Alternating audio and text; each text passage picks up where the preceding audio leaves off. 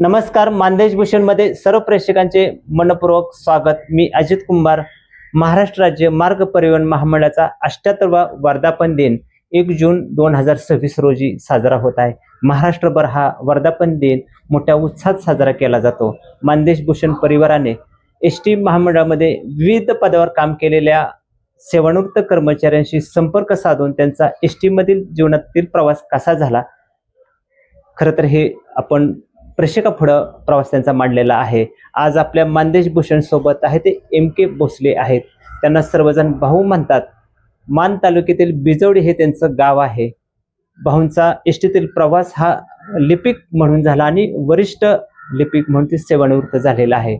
खरं तर भाऊंनी एसटी मध्ये नुसती नोकरी केलेली नाही, तर नोकरी करीत सहकार क्षेत्र असेल, राजकीय क्षेत्र असेल, सामाजिक क्षेत्र, त्याचबरोबर साहित्यिक क्षेत्रात असा फेरफटका मारलेला आहे. खरं तर भाऊंच्या सारखे एक दुर्मिळ व्यक्तिमत्व आज मानदेश भूषण सोबत आहेत. वरिष्ठ लिपिक म्हणून सेवानिवृत्त झालेला आहे, पण हा त्यांचा जीवनातील कसा प्रवास झाला या संदर्भात आज आपण भाऊंशी गप्पा मारणार आहोत. नमस्कार भाऊ. नमस्कार. मानदेश भूषण मध्ये सर्वप्रथम तुमचं स्वागत आहे. भाऊ, खरं तर प्रेक्षकांना पहिल्यांदाच मी ओळख करून देताना सांगितलेलं आहे की तुम्ही एसटी मध्ये लिपिक म्हणून तुमच्या कामाला सुरुवात केलेली आहे. तर केव्हा तुम्ही एसटी मध्ये तुमच्या कामास सुरुवात केलेली आहे आणि कौटुंबिक पार्श्वभूमी कशी आहे? खरं तर मी सन 1978 साली सातारा येथे LBS कॉलेजला 11वी पास झालो आणि तत्कालीन विभाग नियंत्रक आदिकराव पाटील पार्लेकर यांनी आमचे गोंदवलेचे भाऊसाहेब माने यांनी मला आदिकराव पाटील पार्लेकरांच्याकडे नेलं आणि सांगितलं की हा मुलगा 11वी पास आहे, घरची परिस्थिती अत्यंत हलाखीची आहे, यांना कुठेतरी नोकरी द्या असं त्यांनी सांगितलं. आणि आदिकराव पाटील पार्लेकरांनी मला त्यावेळी त्यांना अधिकार होते अंशकालीन एक पार्ट टाईम वाहतूक नियंत्रक म्हणून मला 14/4/78 रोजी दहिवडी या ठिकाणी वाहतूक नियंत्रक म्हणून माझी नेमणूक केली. खरं तर वाहतूक नियंत्रक म्हणून नेमणूक झाल्यानंतर ते पद अंशकालिक असल्यानं फक्त सिजनेबल म्हणजे साधारण एप्रिल ते जूनपर्यंत आणि दीपावळीमध्ये परत ऑक्टोबरपासून जो पीक सीझन असतो, गर्दीचा हंगाम असतो, त्या काळातच फक्त असे अंशकालीन यांचा वापर केला जातो. आणि मग मला त्या काळात फार नाही परंतु 400-450 रुपये पगार मिळत होता. आणि नंतर डिस्कंटिन्यू केलं सीझन संपल्यानंतर. आणि सीझन संपल्यानंतर डिस्कंटिन्यू केल्यानंतर मला थोडंसं विचित्र वाटलं की आता आपल्याला घरच्यालाही खूप आनंद झाला होता की आपला पोरगा नोकरीला लागला, परंतु तो आनंद आमचा फार अल्पकाळ ठरला. आणि मग मला असं वाटायला लागलं की आता आपण नोकरीशिवाय काही करू शकत नाही, कारण घरी माझं जवळजवळ 7 माणसं, भाऊ आणि बहिणी मिळून आम्ही 7 जण. बहिणींची 2 लग्न झाली होती, परंतु माझ्यापेक्षा लहान 4 भावंड आणि आईवडील. खरं तर त्यावेळेला अत्यंत गरीब परिस्थिती होती. आणि मग नोकरी नाही म्हटल्यावर जरा मन विचलित झालं आणि नेमकं काय करावं असं कळेनासं झालं. मग मी 11वी पास झाल्यानंतर जूनमध्ये परत माझे चुलत बंधू दिनकर पाटील म्हणून पुण्याला रेल्वे पोलीसमध्ये होते. आणि ते रेल्वे पोलीसमध्ये असताना मी त्यांच्याकडे गेलो आणि त्यांना सांगितलं की दादा, मला नोकरी लागली होती पण ती पार्ट टाईम होती आणि सिजनेबल होती, त्यामुळे आता मला नोकरीची आवश्यकता आहे. तुमचे दादा म्हटले आता मी पोलीस, मी तुला कुठं नोकरी लावणार. परंतु म्हटले ठीक आहे, आपण बघूया, काहीतरी प्रयत्न करू. भारत फोर्ज म्हणून एक कंपनी होती पुण्यामध्ये आणि त्या भारत फोर्ज कंपनीमध्ये सिक्युरिटी ऑफिसर म्हणून चव्हाण साहेब होते. आणि मला म्हटले चल, मी त्या चव्हाण साहेबांना एक समन्स त्यांच्या नोकरीच्या काळातलं बजवायला जाणार आहे, आपण तिथे गेल्यावर त्यांना विचारू आणि त्यांच्याकडून काय मिळाली नोकरी तर बघूया. मला घेऊन तिथं गेलं. आम्ही चव्हाण साहेबांना भेटलो आणि चव्हाण साहेबांनी आम्हाला सांगितलं की ठीक आहे, म्हटली मी नोकरी तुला देऊ शकतो, पण तू 11वी पास आहेस, माझ्याकडे नोकरी आहे वॉचमनची, तुला वॉचमन म्हणून करायचं असेल तर उद्यापासून तुला कामाला यायला सांगतो. माझी मानसिक तयारी होती, कारण मला थोडीशी नाही म्हटलं तर घरी 4 रुपये द्यायला मिळत होते, नोकरीत पैसे मिळत होते. आणि परिस्थितीच नव्हती, त्यामुळं नोकरीची अत्यंत निकड होती मला. मी ठीक आहे म्हटलं, माझी तयारी आहे. आणि मला म्हटले ठीक आहे, तुझी तयारी असेल तर उद्यापासून ये कामाला. मग मी दुसऱ्याच दिवशी त्या ठिकाणी जॉईन झालो. वॉचमनचा ड्रेस घातल्यानंतर आरशात बघितलं आणि थोडंसं नाही म्हटलं तर डोळ्यातून आसू आली. कारण मी इकडं वाहतूक नियंत्रक म्हणून, ज्याला अधिकारी म्हणतात, तसं काम केलं होतं आणि मी इकडं एकदमच चेंज होऊन वॉचमन म्हणून काम करावं लागलं मला. बॅकफुटवर आल्यामुळे थोडं बॅकफूटवर आल्यामुळं थोडंसं वाईट वाटलं. परंतु माझी मानसिक तयारी ही होती की सगळ्याच नाटक करता येतं, परंतु पैशाच नाटक करता येत नाहीत. आणि मला त्या काळी जे काय पगार मिळणार होता त्यावर माझ्या कुटुंबाचा चरितार्थ चालणार होता, म्हणून मी ती नोकरी केली. परंतु माझं सुदैव असं की मी ती नोकरी करताना साधारण 80चा काळ होता आणि पुन्हा एस टीमध्ये जाहिरात निघाली. आणि जाहिरात निघाल्यानंतर लिपिक पदाची जाहिरात निघाली आणि मी त्याला अर्ज केला. अर्ज केल्यावर मी परीक्षा दिली आणि त्या परीक्षेत पास झालो. आणि पुन्हा माझी 80-81 साली मला दहिवडी डेपोतच नेमणूक मिळाली लिपिकाची. भाऊ, खरं तर तुम्ही अनेक प्रसंग या संदर्भाने सांगितलेले आहेत. मग भाऊ, तुम्ही लिपिक म्हणून काम करायला सुरुवात केली आणि संघटनेत कसं सहभाग व्हावं असं वाटलं? वेगळ्या एस टी कर्मचाऱ्यांच्या संघटनात पण आहेत. कसा विचार आला की आता आपण एका संघटनेत सामील व्हावं? कशी सुरुवात झाली तुमची? खरं तर पहिल्यापासूनच माझा स्वभाव थोडासा चळवळीतला होता. आणि एस टीमध्ये नोकरी करत असताना, लिपिक म्हणून काम करत असताना, राष्ट्रीय एस टी कामगार काँग्रेस इंटक ही संघटना होती. आणि थोडंसं आम्ही काँग्रेस विचारसरणीच असल्यामुळं आणि ती काँग्रेसची संलग्न संघटना असल्यामुळं आम्ही त्या संघटनेत काम करायला सुरुवात केली. त्यावेळेला आमच्या दहिवड डेपो सचिव म्हणून आमचे चंद्रकांत पोरे म्हणून काम करत होते. इतरही सहकारी होते. परंतु मला थोडंसं कामाची आवड आणि थोडंसं संभाषण कौशल्य किंवा थोडंसं वक्तृत्व कला ह्या सगळ्या गोष्टी होत्या. त्यामुळं असे संघटनेचे काही कार्यक्रम असले की लोक मला आवर्जून बोलवायची आणि मी त्या ठिकाणी बऱ्यापैकी विचार मांडायचो. आणि तदनंतर मला लोकांनीच ठरवलं की नाही, आता तुम्हाला डेपोची जबाबदारी घ्या. आणि मला त्यावेळेला त्यांनी डेपो सचिव केलं इंटकचं. पहिल्यांदा डेपो सचिव. आणि नंतर सांगा की भाऊ, तुम्ही तिथनं तुमच्या वेगळ्या संघटनेत काम केलेलं आहे.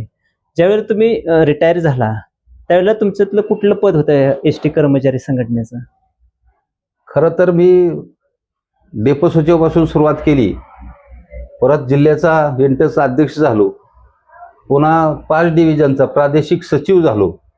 मला इंटकनं फार मोठी संधी दिली होती आणि फार मोठं मी माझ्या कामगार क्षेत्रात काम केलेलं होतं. आणि मग मी हे काम करत असताना मी सेवानिवृत्त झालो तरी लोकांच्या प्रेमापोटी किंवा संघटनेप्रती असलेली आपली बांधिलकी म्हणून मी रिटायर होऊन, मी आता 7-8 वर्ष झाली मला, परंतु आजही मी इंटकचा जिल्हा अध्यक्ष आहे. मला लोकांनी त्या पदावर ठेवलेलं आहे. भाऊ, अजून एक प्रश्न पडतो. खरं तर पाठीमाग आपण वळून बघितलं तर मी तालुकाध्यक्ष काँग्रेसचं म्हणून काम केलेलं आहे. आणि जे काही वेगवेगळ्या निवडणुका झाल्या, या निवडणुकात पण आज तुमच्या कालावधीत झाल्या होत्या तालुकाध्यक्ष म्हणून. ते चांगलं यश मिळवलेलं आहे त्यावेळेला. खरं कसं, म्हणजे नोकरी करून तुम्ही संघटनेत काम करून तिसऱ्या टप्प्यात तुम्ही वळला की राजकीय क्षेत्रात, आणि तिथं तालुकाध्यक्ष पद झालं. कसं मनात आलं की आपण तिकडे थोडंसं वळावं? संघटनेत काम करताना आणि काँग्रेस प्रणित संघटना असताना माझा स्थानिक राजकारणाशी थोडाफार संबंध होता. आणि या संबंध असल्यामुळं मला तालुक्यातली जी काही त्यावेळची जी दिग्गज मंडळी होती, आमचे वाघोजीराव पोळ असतील, बुवासाहेब माने असतील, आमचे पांडुरंग जगताप असतील, अशी जी काही जुनी जाणती मंडळी होती, त्या शामराव आबा आपले लोदवडेचे होते. ह्या सगळ्यांनी मला त्यावेळेला सांगितलं की म्हटले, तुम्ही रोज तालुक्याच्या ठिकाणी असताय, संघटनेत तर काम करतायच तुम्ही, परंतु आता संघटनेत काम करत असताना तुमची काँग्रेसप्रणीतच संघटना आहे, तर तुम्ही आता तालुका अध्यक्षाची जबाबदारी घ्या आणि तालुकाध्यक्ष काँग्रेसचं व्हा.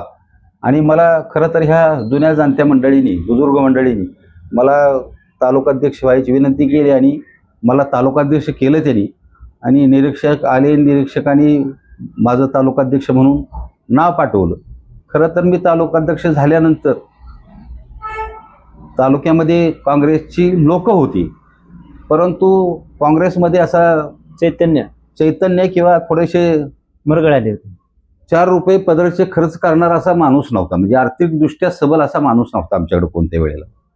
आणि अशातच 2006 साली आत्ताचे जे ग्रामीण विकास मंत्री आदरणीय गोरेभाऊ हे सांगलीहून या ठिकाणी आले आणि त्यावेळेला केंद्रीय मंत्री होते पृथ्वीराज बाबा.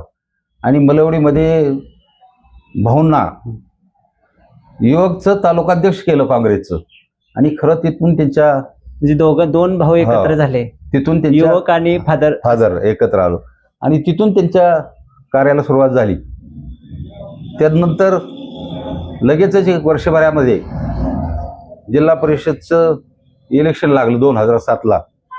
आणि आंधळी गटातून भाऊ उभं राहिले जिल्हा परिषदला आणि चांगल्या मताने निवडून आले. आणि त्यावेळेला समसमान म्हणजे आताच्या सारखा चिठ्ठीचा प्रसंग, आता सारखा चिठ्ठीचा प्रसंग त्यावेळेला आला. समसमान संख्याबळ झालं आणि एक भाऊचं नेतृत्व पुढं आलं. आणि भाऊ मग 2009 साली पुन्हा विधानसभेला उभा राहिले. खरं तर आमच्याकडं पक्षाचं तिकीट नव्हतं, कारण राष्ट्रवादी आणि काँग्रेसची आघाडी होती राज्यामध्ये, देशामध्ये. त्यामुळं आम्हाला इथली जागा जी सुटली होती ती सगळी याला राष्ट्रवादी काँग्रेसला होती. त्यामुळं आम्हाला तिकीट मिळण्याची शक्यताच नव्हती. परंतु लोकांच्यातून उठाव होता.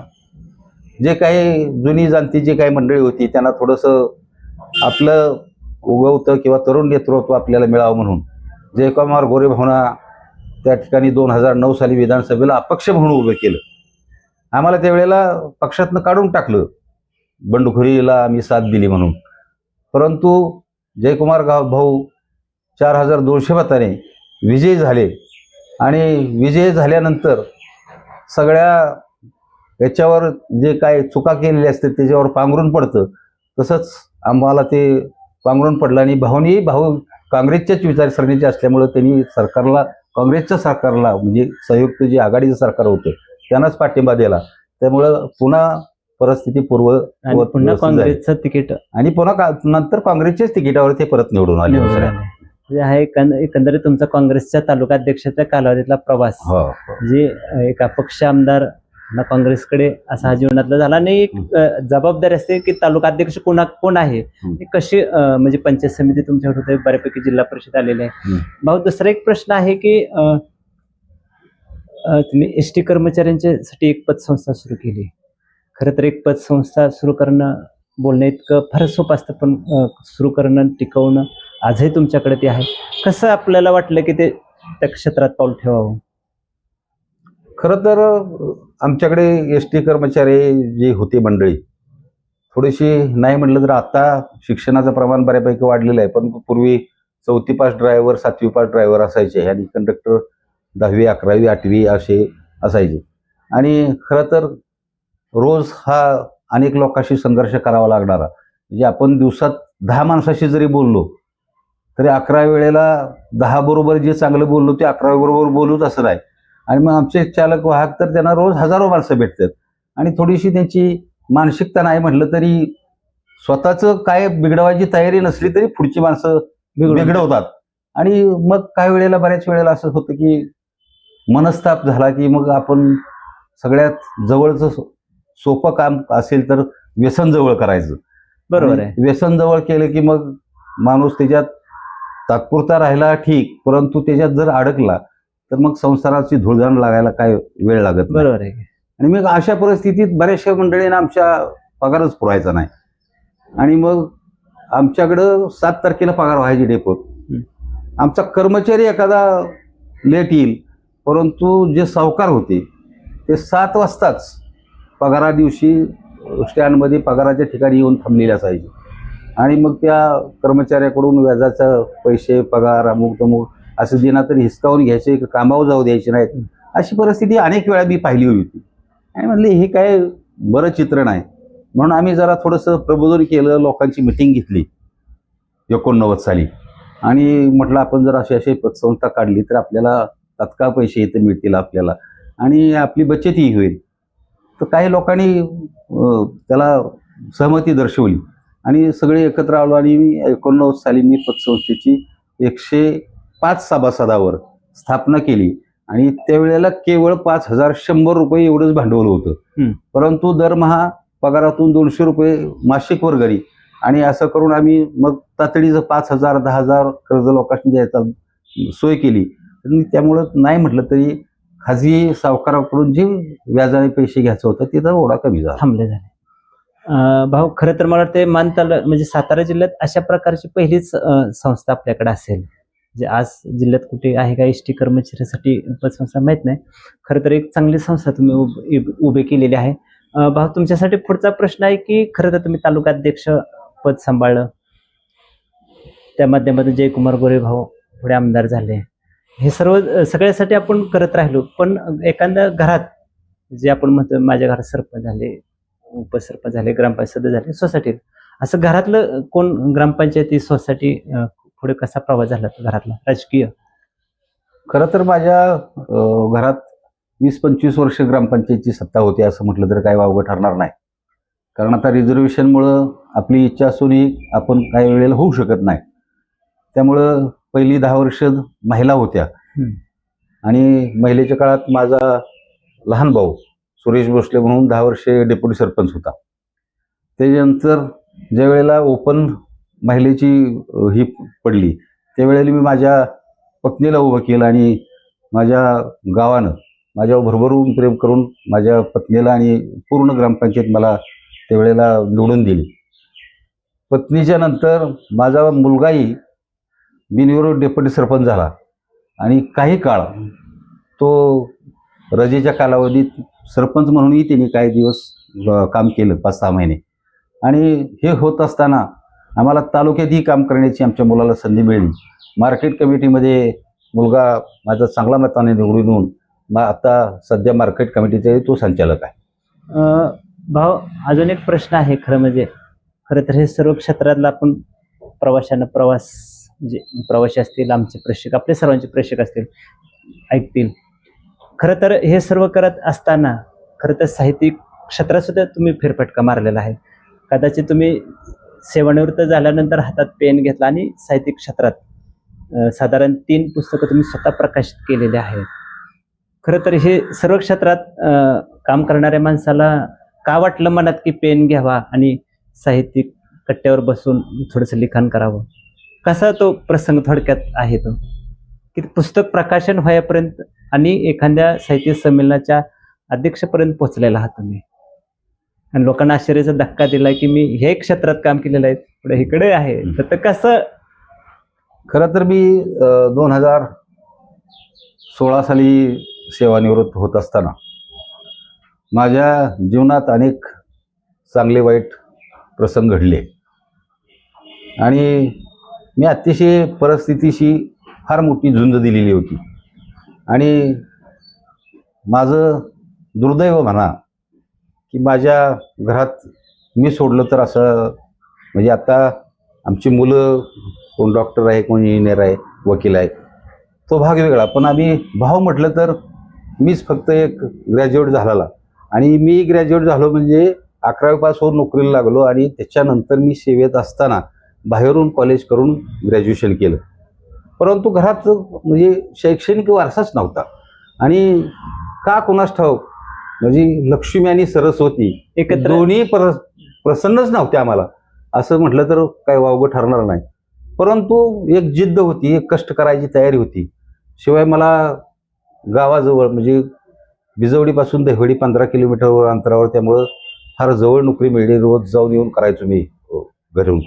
आणि मग हे करत असताना मी अनेक समस्याला सामोरं गेलो आणि मग हे करत असताना मी थोडंसं घराकडं लक्ष दिलं आणि मग आपली प्रगती, मुलांची, भावांची प्रगती कशी होईल त्या दृष्टीनं प्रयत्न केला.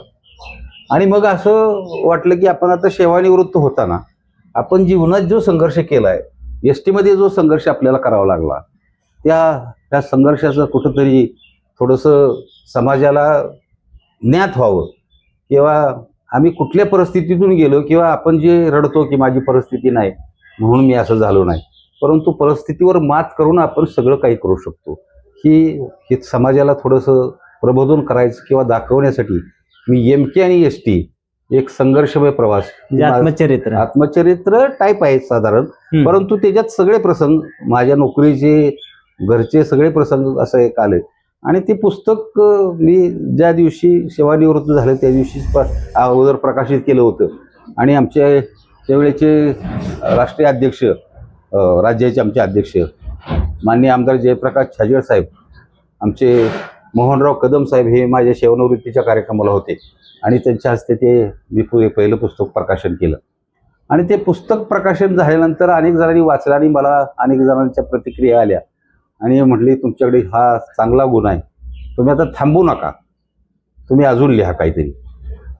वेळही होता माझ्याकडं आणि थोडीशी कल्पक बुद्धी किंवा जे घडलेले प्रसंग STमध्ये किंवा सार्वजनिक जीवनात हे करत असताना मी दुसरं एक पुस्तक लिहिलं, अडाण्याचा न्याय म्हणून.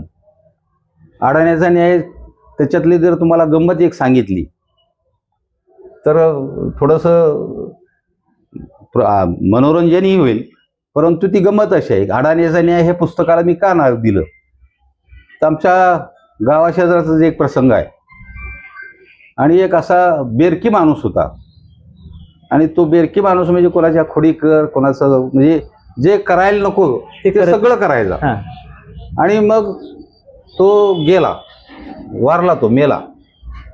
मेल्यावर त्याच्या बाकीचं सगळ्या त्याच्या ही सुरू झाल्या आणि मग आपण ज्या ठिकाणी धन देतो त्या ठिकाणी सगळी लोक टोळक्यानं अशी बसलेली होती.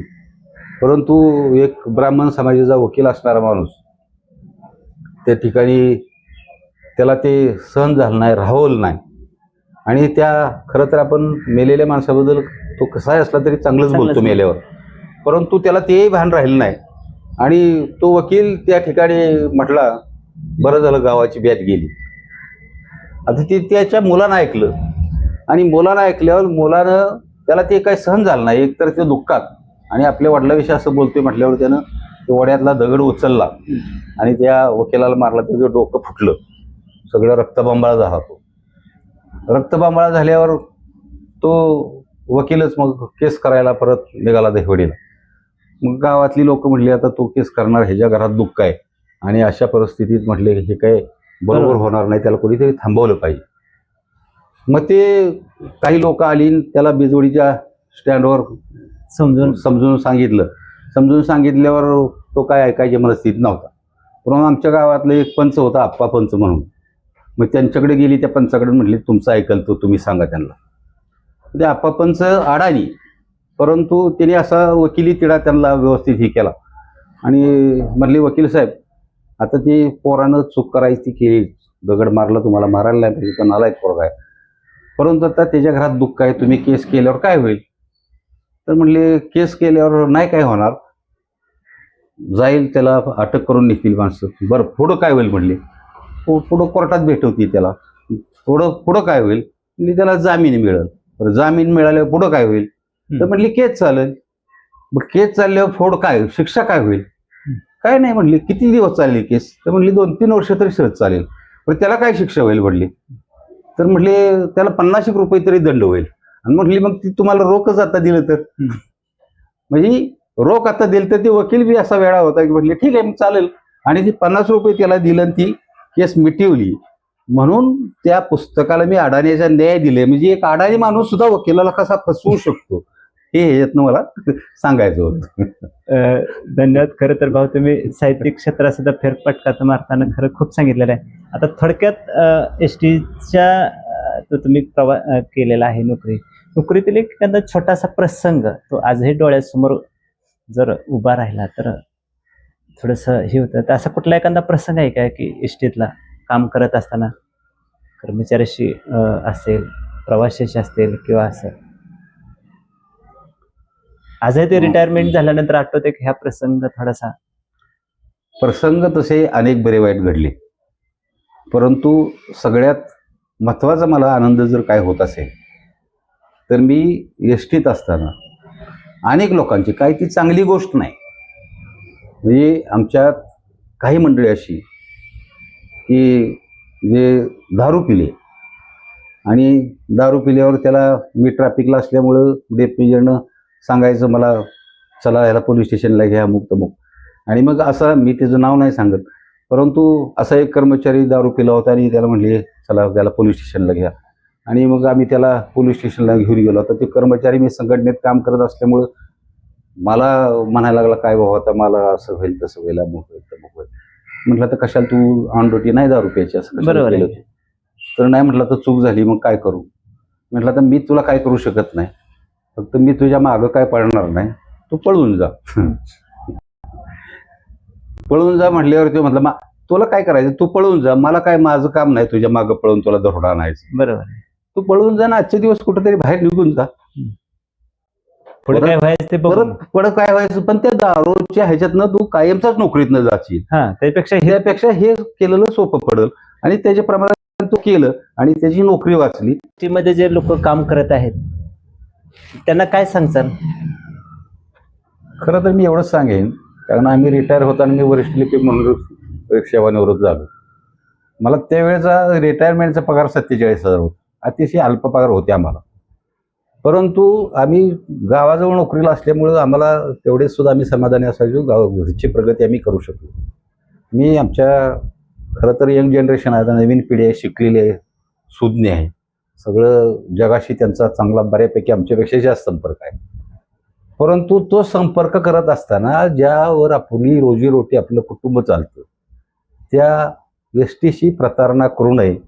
आणि त्यांनी अतिशय प्रामाणिकपणे जर काम केलं, कारण एसटीतल्या चालक वाहकाला म्हणजे प्रवासी म्हणजे पैसा आहे. रस्त्यावर उभा राहिलेला प्रवासी ही आपला पैसा आहे. आणि तो पैसा कसा जमा करून आपली एसटीची प्रगती जर झाली तर त्यामुळे तुमचीही प्रगती होणार आहे, तुम्हालाही पगार वाढणार आहे. मी एवढंच त्यांना प्रामाणिकपणे सांगेन की प्रामाणिकपणे नोकरी करा, आयुष्यात तुम्हाला काहीच कमी पडणार नाही. मी अतिशयोक्ती वाटेल, परंतु माझ्या घरी मी देहवाऱ्यामध्ये एस टी पुजलेली आहे. कारण माझं जे काही सर्वस्व होतं, मला जी घडवलं, ती मी एस टीच्या सेवेतनंच, त्या नोकरीतनंच सगळं करू शकलो. त्यामुळं काम करणारा निश्चित काही कमी पडत नाही. माझी कृपया सर्वांना विनंती आहे, कष्ट करा, आनंदी व्हा, मुलं बाळं सगळी चांगली होतात. फक्त आपली नियत चांगली असली पाहिजे, आपली नोकरीशी आपण प्रामाणिक पाहिजे असलो, एवढीच मी फक्त त्यांना विनंती करेन. धन्यवाद भाऊ.